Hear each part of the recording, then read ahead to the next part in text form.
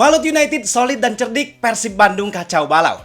Ya itulah situasi yang terjadi di laga antara Malut United versus Persib Bandung yang baru aja dilaksanakan di hari Minggu sore. Siapa sangka, ternyata sang tuan rumah Laskar Kiraha berhasil menjinakkan tamunya Maung Bandung, yang padahal Maung Bandung datang ke Stadion Gelora Kiraha dengan modal positif karena di laga terakhir mereka berhasil mengalahkan salah satu raksasa Liga Thailand, yaitu Bangkok United di ajang AFC Champions League tuh. Tapi ya, inilah sepak bola, memang hasil di lapangan gak selalu bisa kita tebak. Walaupun Malut United di laga ini secara kualitas gak banyak diunggulkan, apalagi mayoritas skuad mereka diperkuat sama mantan pemain Persib, ada Ciro Alves, David Da Silva, Tiron Del Pino, Freds Butuan, Gustavo Franca, kemudian Dimas Derajat, yang harusnya dengan situasi tersebut bisa dibilang menguntungkan buat Persib, karena walaupun pemain tersebut memang punya kualitas, tapi Boyan Hodak sebagai pelatih yang pernah membimbing pemain tersebut, otomatis setidaknya dia punya pengetahuan yang cukup terkait kelemahan beberapa ex pemainnya.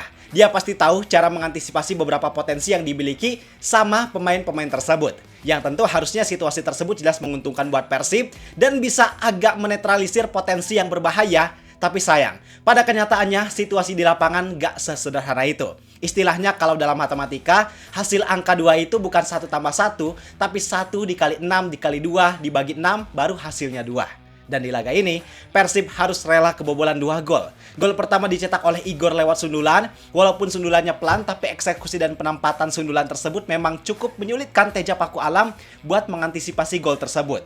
Kemudian, gol kedua. Ini pasti yang bikin sebagian besar bobotoh cukup nyesek, karena gol kedua ini harus dicetak oleh ex pemain andalan Persib, pemain yang sangat dicintai oleh bobotoh, yaitu Ciro Alves.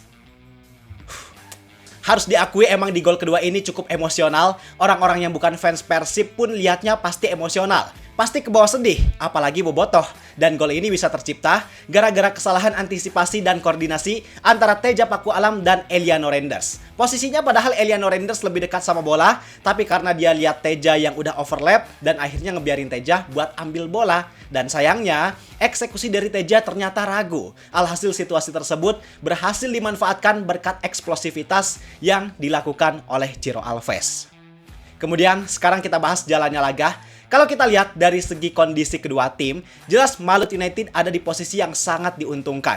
Walaupun Persib Bandung datang ke Ternate dengan modal kemenangan dari Bangkok United dengan euforia positif karena berhasil lolos ke babak 16 besar AFC Champions League tuh, tapi kondisi skuad mereka gak ideal. Kenapa? Karena skuad Persib berada dalam kondisi yang sangat kelelahan.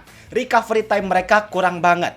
Bayangin, mereka baru aja habis-habisan main lawan Bangkok United di hari Rabu, kemudian Kamis langsung latihan, Jumat juga latihan, kemudian mereka melakukan penerbangan dalam waktu yang cukup lama dari Bandung ke Ternate di Jumat malam, kemudian sampai di Ternate hari Sabtu pagi. Artinya skuad Persib kehilangan recovery time atau jam tidur normal sebanyak 1 malam. Yang hal itu jelas jadi kerugian besar karena di hari Sabtu tersebut mereka langsung official training dan minggunya bertanding. Bayangin sesibuk apa jadwal mereka. Udah sibuk malah harus berkurang juga jam istirahatnya.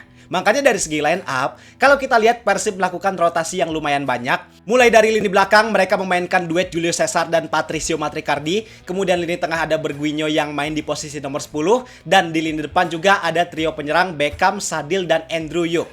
Cuman mau bagaimanapun tentu hal itu gak bisa dijadikan alasan karena ya udah memang jadwalnya udah seperti itu, udah disepakati, apalagi jadwal ini juga kan udah diringankan. Karena sebelumnya laga ini ditunda dari jadwal yang seharusnya dengan alasan waktu itu jadwalnya lebih gak ideal. Dan di kubu Malut United juga mereka gak ada Yakub Sayuri, kemudian Tiron Del Pino gak langsung main dari menit awal. Maka dari segi starting line up bisa dibilang kedua tim dalam kondisi yang seimbang. Kemudian yang bikin mengejutkan, secara keseluruhan kita gak melihat permainan Persib yang kita kenal. Kita gak melihat permainan heroik Persib di laga-laga sebelumnya, baik yang mereka tunjukkan di Liga maupun di Asia. Mulai dari permainan di babak pertama, yang ternyata sukses didominasi oleh Malut United. Di sini Persib benar-benar sama sekali gak bisa mengembangkan permainan, mereka gak bisa membangun serangan dengan baik sama sekali. Karena di babak pertama ini, cerdiknya Malut United, mereka memaksa Persib untuk main dengan permainan yang high tempo. Mereka melakukan pressing ketat, man-to-man marking, dan sama sekali gak membiarkan pemain Persib untuk menguasai bola dengan nyaman. Pokoknya mereka sama sekali gak ngebiarin Persib dengan nyaman masuk ke area lapangan Malut United. Kenapa Malut United memilih taktik tersebut? Karena mereka tahu Persib ada dalam situasi yang kelelahan, sedangkan kondisi fisik mereka bisa dibilang ideal. Maka dengan kondisi tersebut, diharapkan mereka bisa memecah konsentrasi permainan dari Persib. Dan terbukti, Malut United sukses menghancurkan core inti dari permainan Persib. Persib benar-benar kesusahan. Lini tengah mereka yang dipimpin sama pemain sekelas Tom Haye sama sekali gak bisa berjalan dengan normal. Bahkan mereka banyak banget melakukan kesalahan elementer dan sama sekali gak bisa memainkan permainan mereka dengan baik. Yang hasilnya sangat efektif buat Malut, mulai dari penalti David da Silva walaupun gagal, kemudian gol pertama yang dicetak oleh Igor, sampai gol dari Ciro Alves. Semua peluang dan gol tersebut memang hasil dari akumulasi kekacauan yang dialami oleh para pemain Persib. Dan di babak kedua, secara keseluruhan permainan masih gak jauh beda. Walaupun sebenarnya sempat ada perubahan permainan dari Persib di awal babak kedua, mereka bisa main lebih agresif, bisa lebih dominan menguasai bola, tapi itu gak bertahan lama, paling cuma sekitar 15 menit awal. Sisanya Persib lagi-lagi kesusahan buat menguasai bola dan mengembangkan permainan.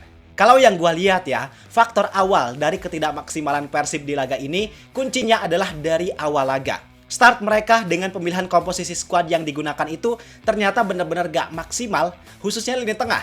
Mark Klok dan Tom Haye di laga ini underperform banget. Bahkan Tom Haye juga di laga ini gak bisa berbuat banyak, sering bikin kesalahan. Dan karena Luciano yang di laga ini absen, alhasil gak ada pemain lain yang bisa ngasih pembeda ketika situasi lini tengah Persib itu buntu. Padahal kalau ada Luciano, mungkin dia bisa jadi solusi. Dengan permainan dia yang eksplosif dan mobile, harusnya itu setidaknya bisa jadi solusi supaya lini tengah Persib bisa keluar dari tekanan yang dilakukan oleh para pemain Malut.